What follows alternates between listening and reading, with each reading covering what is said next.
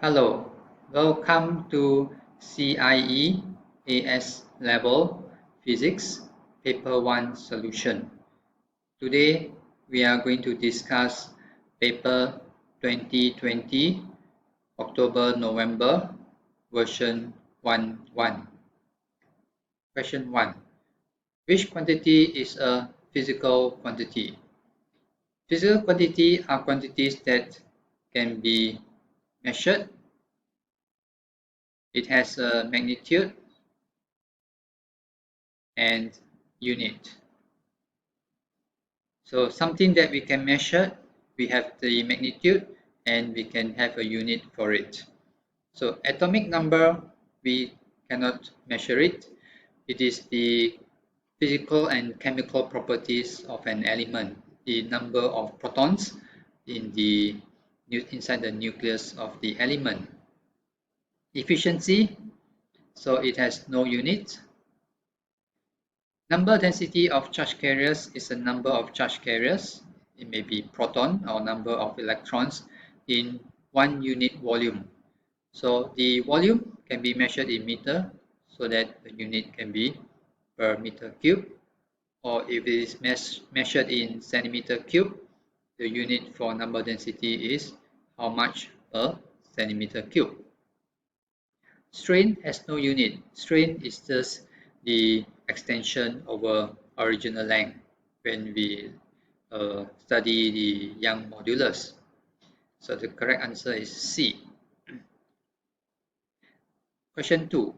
Which time interval is the shortest? In the selection choice there, they have all different unit of time. So to compare, we need to convert all to the same unit, which is in seconds. So for answer A, 0.05 milliseconds. So milli is times 10 to the power of negative 3. So we are now converting all to seconds. So this becomes 5 times 10 negative 5. B, 50 nano power negative 9. So this becomes 5 times 10 negative 8. C, 500,000 pico is 10 power negative 12.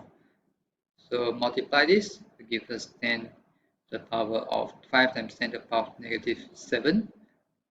And D, 0.5 micro is times 10 to the power of negative 6. So the whole thing becomes times 10 to the power of negative 7. So the shortest time is answer B, 50 nanosecond.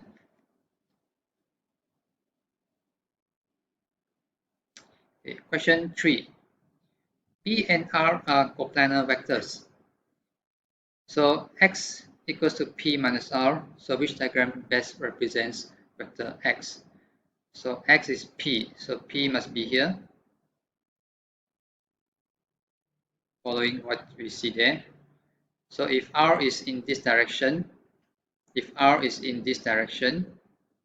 so negative R is in this direction. Okay, we get the length of the R to be the same for this. So if this points here is negative R, then it points here, it is R. So x will be P minus R. So this is our x.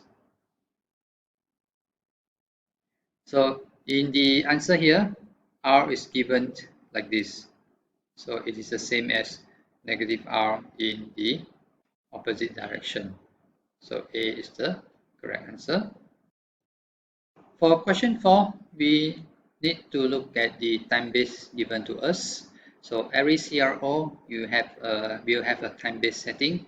So this CRO is set to 5 milliseconds for every 1 centimeter division of the screen. So if the whole screen takes up 10 centimeter, as we can see here, then the time for the wave starting from here and ending here will then be 10 times of 5, which is 50 milliseconds. So in this 50 milliseconds of the whole wave, we can actually see there are 1 cycle, 2 cycle, 3 cycle, and another half. So we have 3.5 cycles. But if you want to find the frequency, it is the if you want to find the period, it is the time for 1 cycle. So we just need to take 50 milliseconds divided by 3.5 to give us 1.4 times 10 negative 2 seconds. For question 5, V equals to 1 over 6 pi d cube. So because these are all they are multiplication, so V is a multiplication of d times d times d. So to find the uncertainty, we use the fractional uncertainty. So delta V over V will equals to, so because this is d times d times d, there are 3 times of it. So you can just say this is 3 times of delta d over d. So our task here is to find what is the delta V. So what is the V and what is the delta d over d? All right, so we look at delta d first.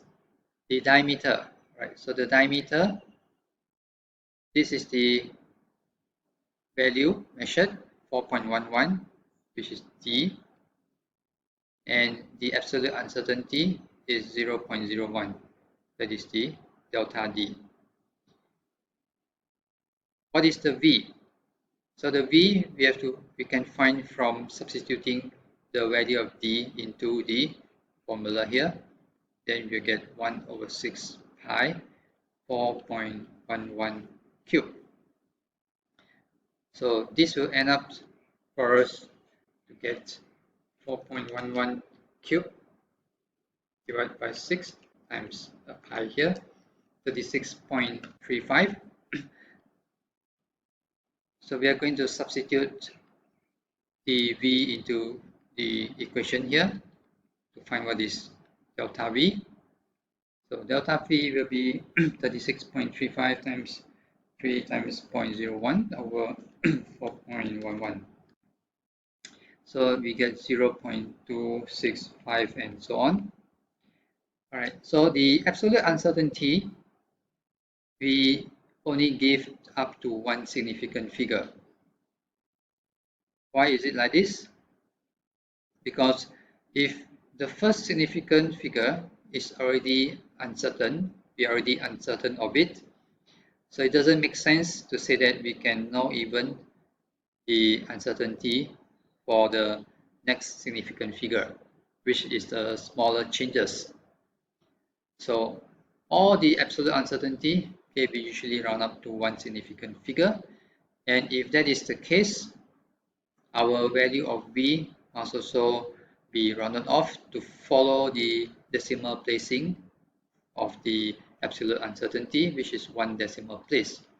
So therefore, V will be rounded up to 36.4 centimeter cube. So with the absolute uncertainty there, so the whole thing will become 36.4 plus minus 0.3, okay, which is the answer D. In question 6, students tend to make mistakes because the question says the distance traveled and the y-axis is the axis for distance. It is not displacement. So if it is a displacement graph, then eventually the object will come back to where it starts. All right, so it tells us that it takes 10 minutes. Okay, so if we use this graph first, it takes 10 minutes to travel, all right, from 0 to 10. It rests for 5 minutes and continue, and it return back to where it starts with twice the speed. So the steepness of the graph must be twice the steepness of this. But if we use this graph it is telling us that it returned back to where it starts, where the displacement is 0. So if we have a displacement time graph, then this is the correct one. But because this is a distance travel, you just need to continue to add the distance, okay, with the gradient twice the gradient of this. So the whole thing will come to 2 when it comes back to where it starts. So the answer is D. Question 7. Car Y has an acceleration of 0.5 meter per second square, while car X has a constant speed. So suppose at time equals to 0, we have the car in this position as we can see. Then 20 seconds later, car X will move to here in 20 seconds later. So this will be the distance car X travel in 20 seconds. So to find for car X, it starts, okay, we just simply use V equals to S over T because it is a constant velocity. So 6 is equals to the distance traveled S over the time taken 20 seconds. So that S equals to 120 meter. So which means that car X traveled 120 meter to reach here. So that car X, when it reached there, is 120 meter. Now, if car Y catches up with car X at the same level, car Y must also be traveling this distance in 20 seconds, in the same amount of time of 20 seconds. So when car Y reach there, the speed is no longer at 4, but we do not have to find out what is the speed. So we just need to find what is the distance traveled over here. So the whole distance it traveled will be D plus the 120 that X traveled. So our task here is to find what is D. So the S is what we're going to find. It starts from 4. It has an acceleration of 0.5, and the S is what we are given, D plus 120, and the time is 20 seconds. So here we use S equals to UT plus half a D square. Alright, so solving that,